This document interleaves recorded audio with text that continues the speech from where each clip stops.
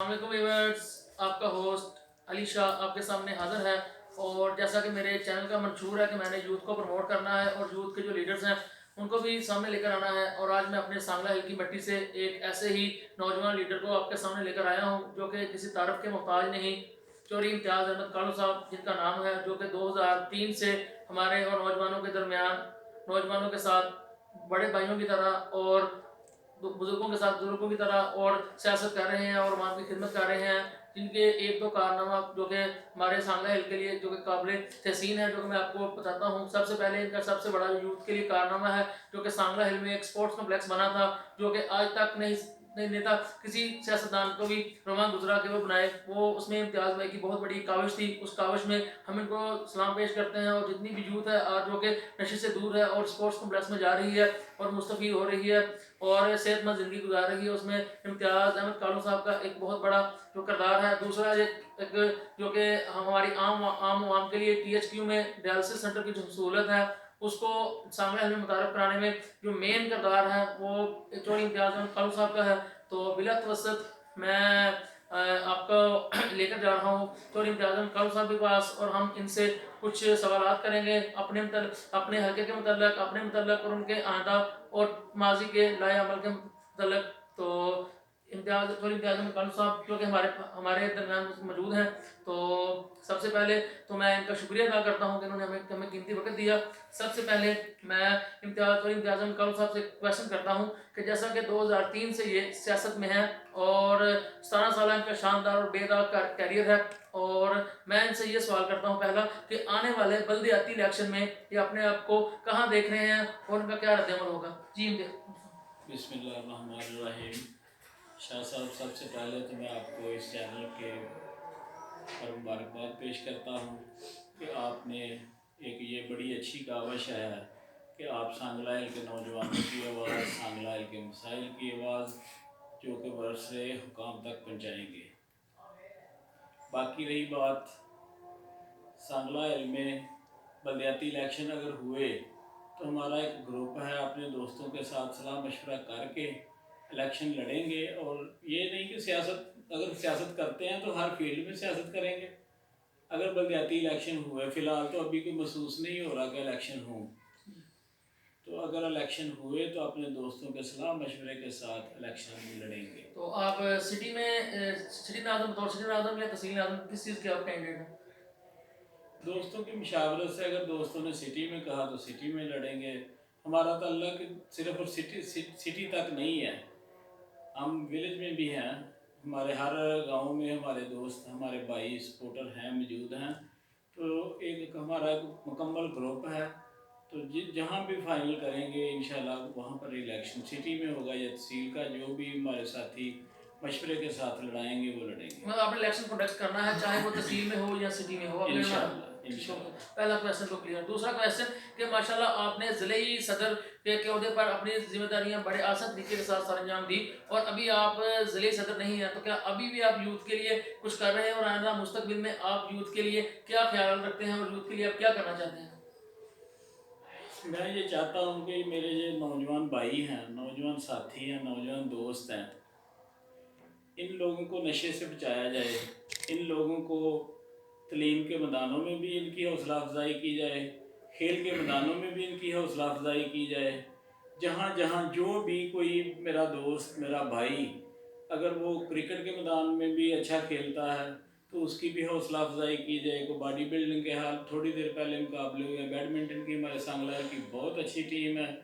जहाँ जहाँ भी मेरे भाइयों को, मेरे दोस्तों को मेरी ज़रूरत पड़े, बल्कि नौजवानों को तलीम के मुकाबले में भी आगे आना चाहिए, क्योंकि अगर पढ़ा लिखे नौजवान आगे आएंगे तो हम अपने मुल्क की, अपने इलाके की किस्मत बदल सकेंगे।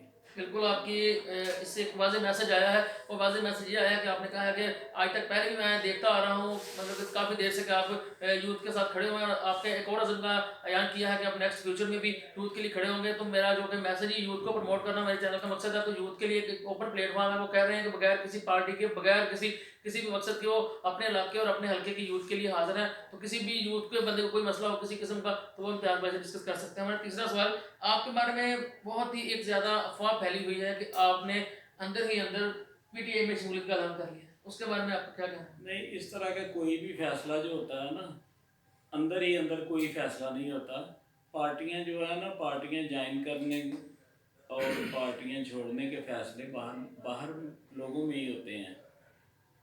तो हम मुस्लिम लीग नून में मैं डिस्ट्रिक्ट प्रेसिडेंट रहा हूँ।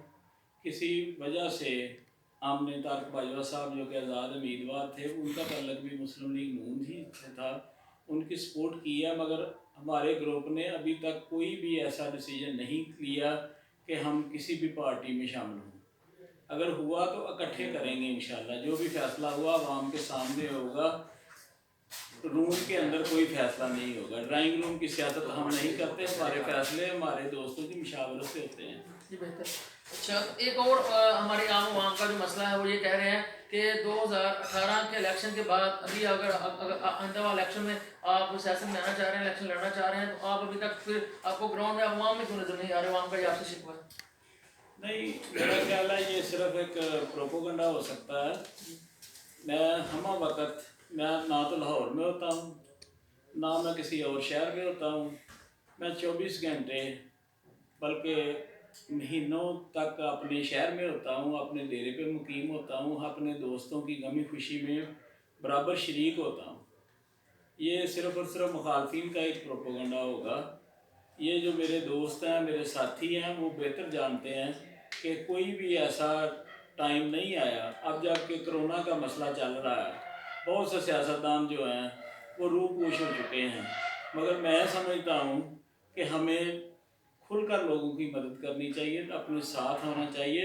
यही हमारे दीन ने भी दर्श दिया है कि अखुवत और भाईचारे को फ़रोग दें और हर मुश्किल वक़्त में अपने दोस्तों, अपने भाइयों और अपने मुसलमान भाइयों की खिदमत करें। अब ये वक्त सियासत करने का नहीं है।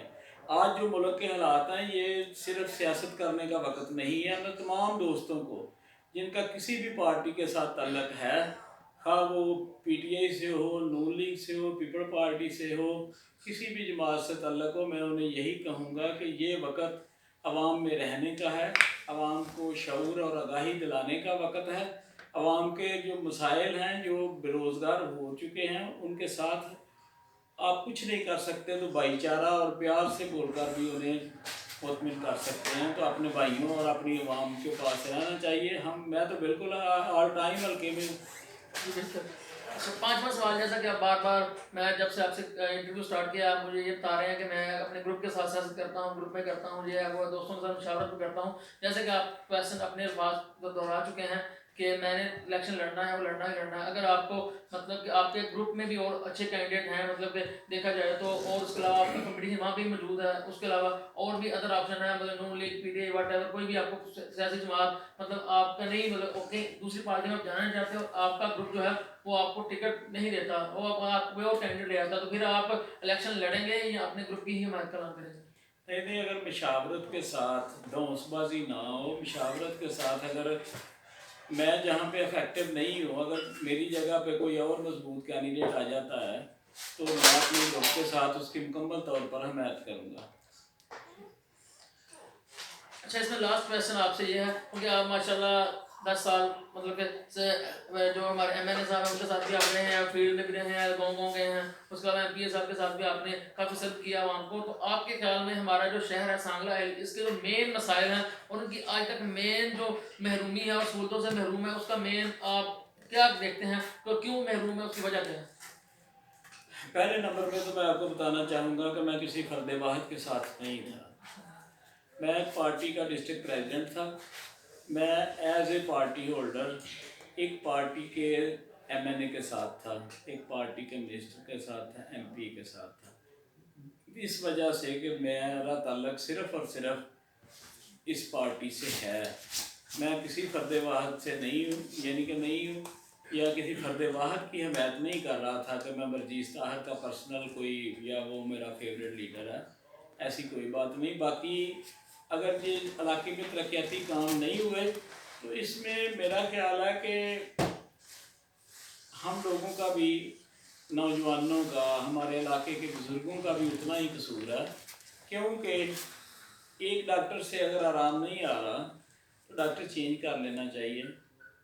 अगर बार बार 6 दफ़ा उन्होंने वोट दिए और हमारा इलाका जो है, हमारा शहर जो है मौजूद आड़ू का मंजर पेश कर रहा है, हमारी सड़कें नहीं हैं, हमारे स्कूल डेवलप नहीं है, कोई भी बुनियादी सहूलत ऐसी सांगला में नहीं है कि जो हमें कोई भी, ये जो सीरा हेडकोार्टर अस्पताल है इसे प्रमोट करने के बजाय इधर भी यही पोजीशन है कि इधर पे अगर कोई पेशेंट चला जाए तो इनकी ड्यूटी इधर मुलाजमों की ये है कि इनू लाइट अस्पताल लै जाओ, फैसलाबाद लै जाओ। एक्सलेंसी।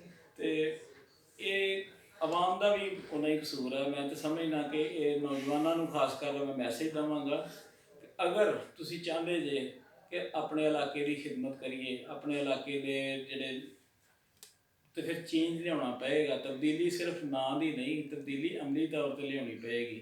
जात बरादरी तो हट के इलैक्शन के दिनों जात भी निकल आती है, बरादरी भी निकल आती है, पार्टी भी निकल आती है, पर तुहाडे बूहे के अगे जिहड़ा गंदा पानी खड़ा वो बाद में किसी नहीं कढवाना। तुहाडियां वहनियां तुसीं सूई गैस तो महरूम जे, साफ पानी पीण तो महरूम जे। हमारे साडे इलाके दे विच कोई ग्राउंडा नहीं है। क्यों नहीं है? इत्थे सरकारी रकबा नहीं सी। पूरे सांगला हिल दे विच कोई भी एरिया ऐसा नहीं है कि जिहदे विच ग्राउंड बनी होए। एक स्टेडियम है तो वह भी नाकस यही गंदे अमली के तहत वो भी कोई इंटरनेशनल मैच नहीं हो सकते, क्योंकि उन्होंने भी इस तरीके ना बिल्डअप किया गया कि वो कोई नक्शा नहीं बनया गया। तो मैं तो नौजवानों को खास कर, बजुर्गों ने तो अपना दौर गुजार लिया कि अपने बच्चों की खातर अगर तुम चाहते जे कि तुहाडे बच्चे सेहतमंद होना, हैपाटाइटिस और दूसरिया बीमारियों तो महफूज रहन, तो आइंदा के इलैक्शन के सोच समझ के जिहड़ा तुहाडे कोल रवे, जिहड़ा तुहाडे तुसीं अजमाया अजमान की बजाय नवे किसी दोस्त में जिहदे टैलेंट है, जिहदे एक कैपेसिटी है कि तुहाडी खिदमत कर सके, उन्होंने अजमाओ। शुक्रिया।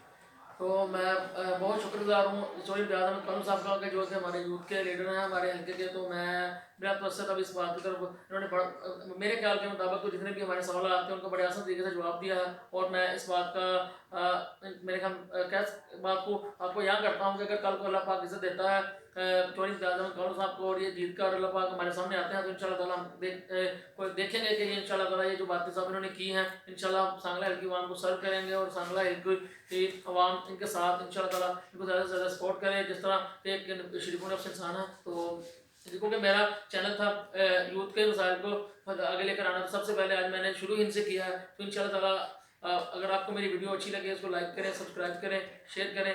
और इसी बात के साथ मैं अपने आज के इंटरव्यू को ख़त्म करता हूँ। पाकिस्तान जिंदाबाद, पाकिस्तान पाइंदाबाद।